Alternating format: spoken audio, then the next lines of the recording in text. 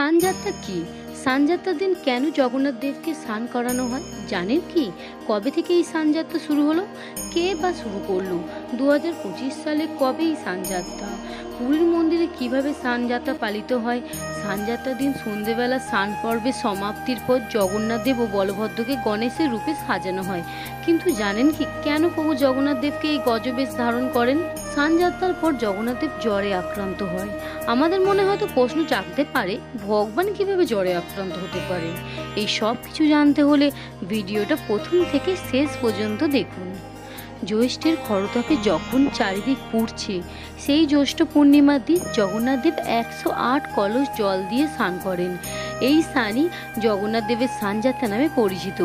আরও জগন্নাথ দেবের এই পবিত্র স্নানযাত্রার তিথিতেই হচ্ছে জ্যৈষ্ঠ পূর্ণিমা বা দেবস্নান পূর্ণিমা। স্কন্দপুরাণ অনুযায়ী পুরীর রাজা ইন্দ্রদম্ভ জগন্নাথ দেবের স্নানযাত্রার প্রবর্তক। এই দিন দারুব্রহ্মকে স্নান করানো হয় বলেই এর নাম দেবস্নান পূর্ণিমা। এটি বৈষ্ণবদের একটি অত্যন্ত শুভ দিন। স্নান পর্ব সম্পূর্ণ হওয়ার পর গজবেশে সাজানো হয়। এরপর জগন্নাথ দেব 15 দিন প্রভু অসুস্থ বা জ্বর আক্রান্ত হয়ে লোকচক্ষুর অন্তরালে থাকেন, যা অবসর বা অনাসর কাল নামে পরিচিত। স্কন্দপুরাণে পুরুষোত্তম ক্ষেত্রে মাহাত্ম্য বর্ণনা বলা হয়েছে, জ্যৈষ্ঠ পূর্ণিমা শ্রীহরির স্নানযাত্রা দর্শনের মাধ্যমে অনায়াসে জীব মুক্তি লাভ করতে পারে। এমনকি কেউ যদি ভক্তি সহকারে একবারও স্নানযাত্রা মহোৎসব দর্শন করেন, তার সংসার বন্ধন থেকে মুক্তি লাভ সুনিশ্চিত হয়ে যায়, তাকে আর শোক করতে হয় না। জৈমিনী ঋষি স্কন্দপুরাণে আরও বলেছে, যদি কেউ আন্তরিকভাবে স্নানযাত্রা ভগবানকে নিরীক্ষণ করে, তাদেরকে মাতৃগর্ভে বাস করতে হয় না। স্নানযাত্রা দর্শন করলে জীবগণ ভবসাগর থেকে উদ্ধার লাভ করে। পরম আনন্দ সহকারে স্নানযাত্রা দর্শন করলে মানুষ আজন্ম যা পাপ করছে তা বিনষ্ট হয়। তাহলে এই স্নানযাত্রা হচ্ছে জ্যৈষ্ঠ পূর্ণিমার মহোক্ষণে জগন্নাথ দেবকে স্নান করানোর যে আয়োজন, সেটি হচ্ছে স্নানযাত্রা। স্কন্দপুরাণ অনুযায়ী রাজা ইন্দ্রদম্ভ যখন জগন্নাথ দেবের কাঠের বিগ্রহ প্রতিষ্ঠা করে, তখন থেকে শুরু হয় এই স্নানযাত্রা উৎসব। রাজা ইন্দ্রদম্ভকে স্বয়ং জগন্নাথ দেব স্বপ্নে এসে বলেছিল, সেই দিন যেদিন জগন্নাথ দেবের বিগ্রহ প্রতিষ্ঠা হবে, সেই দিন যেন 108 ঘড়া জল দিয়ে স্নান করানো হয়। জগন্নাথ দেবের আদেশ অনুযায়ী সেই দিন থেকে জগন্নাথ দেবকে 108 ঘড়া জল দিয়ে স্নান করানো হয়। স্বয়ং ভগবান শ্রীকৃষ্ণ পুরীতে জগন্নাথ বা দারুব্রহ্ম রূপেই অবস্থান করেন। এই দিন জগন্নাথ দেবের দর্শন করে সমস্ত পাপ বিনাশ করেন পরমেশ্বর ভগবান শ্রীকৃষ্ণ। স্নানযাত্রা ঠিক আগের দিন পুরীর মন্দিরের গর্ভগৃহ থেকে জগন্নাথ, বলরাম ও সুভদ্রার বিগ্রহ তুলে নিয়ে আসা হয় বিশেষভাবে তৈরি করা স্নানবেদিতে। পুরীর মন্দির প্রাঙ্গণে বিশেষভাবে তৈরি করা হয় এই মণ্ডপটিকে বলা হয় স্নান মণ্ডপ।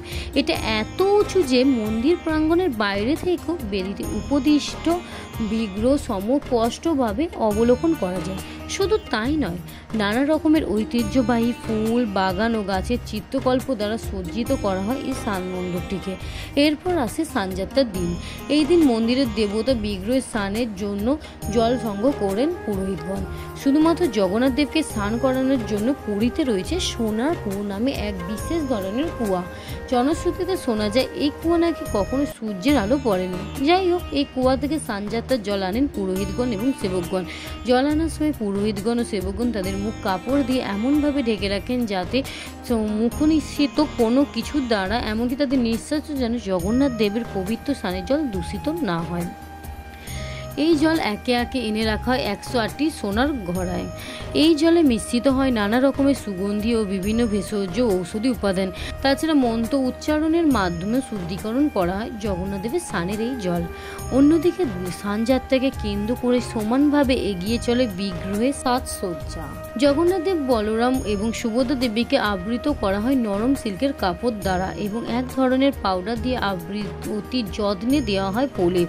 ফুলে ফুলে ভরে ওঠে বিগ্রহের চারপাশ, আর থাকে সুগন্ধি ধূপ ও ধুনো। এরপর শুরু হয় মূল স্নান পর্ব। বৈদিক উচ্চারণ, কীর্তন এবং শঙ্খনাদে আধ্যাত্মিক এক পরিবেশের সূচনা হয় পুরীর মন্দির প্রাঙ্গণে। আর সেই স্বর্গীয় পরিবেশ তালে তালে চলে জগন্নাথ দেবের জলাভিষেক।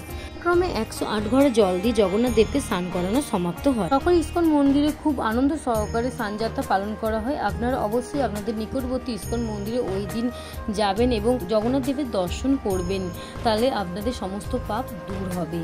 আর কেউ যদি যেতে না পারেন তাহলে নিজের গিয়ে ভগবান জগন্নাথ দেবকে স্নান করাবেন।